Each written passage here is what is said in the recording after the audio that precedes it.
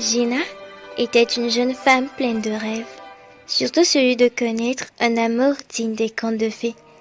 Depuis son adolescence, elle avait une vision idéalisée de l'amour, croyant que le prince charmant viendrait un jour la sauver et combler toutes ses attentes.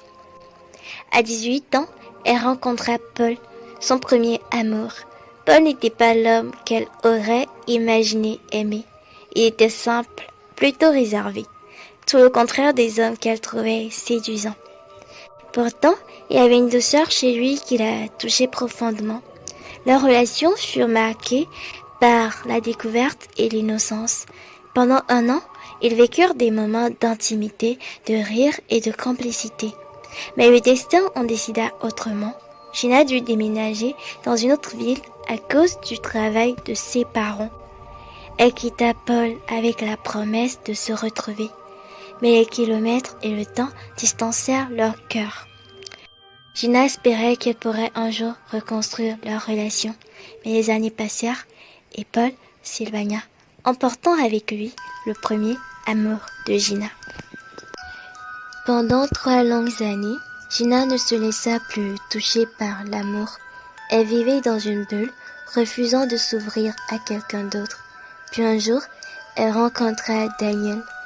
Dès qu'elle posa les yeux sur lui, quelque chose se réveilla en elle. Daniel, avec son charisme et son sourire séducteur, fit battre son cœur d'une manière qu'elle n'avait jamais ressentie auparavant. Elle tomba follement amoureuse de lui, mais Daniel était loin d'être l'homme idéal. Bien qu'il acceptât de sortir avec elle, il semblait peu impliqué, il était beau parleur, attiré par de nombreuses femmes. Et Gina savait au fond d'elle qu'il n'était pas fidèle.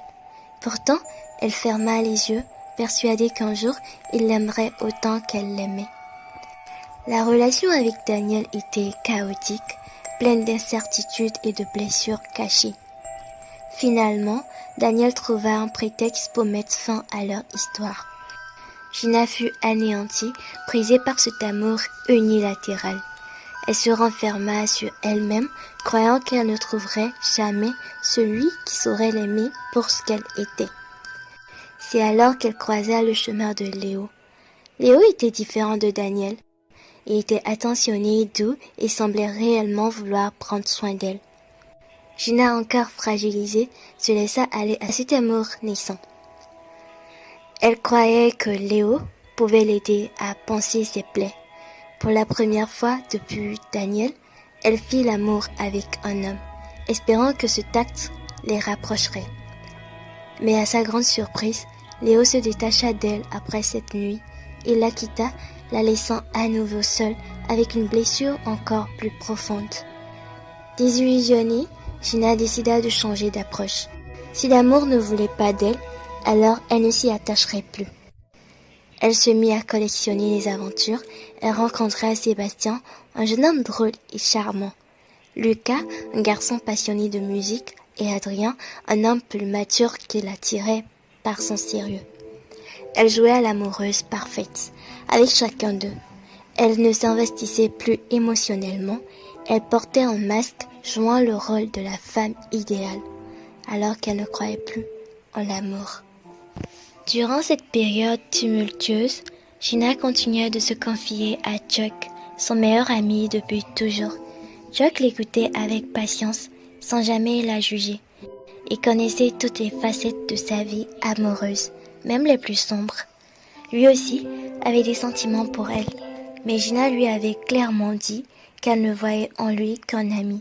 Il accepta son rôle, préférant rester à ses côtés en silence plutôt que de risquer de la perdre. Un soir, alors que Gina se sentait particulièrement vulnérable, elle se laissa aller avec Chuck. Ce qui devait être une simple nuit d'égarement devint un tournant dans leur relation. Chuck, toujours présent pour elle, devint bien plus qu'un ami. Ils commencèrent à partager une intimité nouvelle, se confiant l'un à l'autre comme jamais auparavant. Pourtant, Gina restait méfiante. Elle avait du mal à croire que cet amour naissant pourrait durer. Chuck, quant à lui, était prêt à tout pour la protéger sans jamais lui mettre de pression. « Je ne veux pas être celui avec qui tu finis ta vie, Gina, » lui disait-il souvent. « Je veux juste être celui qui te préparera à rencontrer ton prince charmant. » Ces paroles résonnaient en Gina, qui commençait peu à peu à voir Chuck sous un autre jour.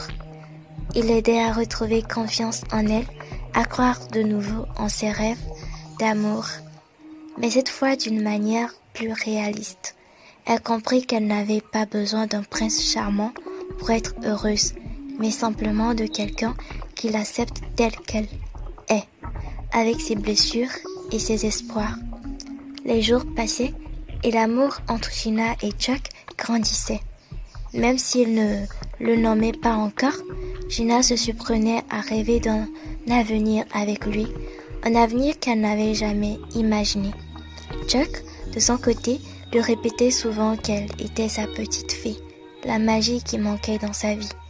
Leur relation née d'une profonde amitié se transforma peu à peu en quelque chose de bien plus fort. Mais malgré tout, Gina savait que leur chemin serait semé d'embûches.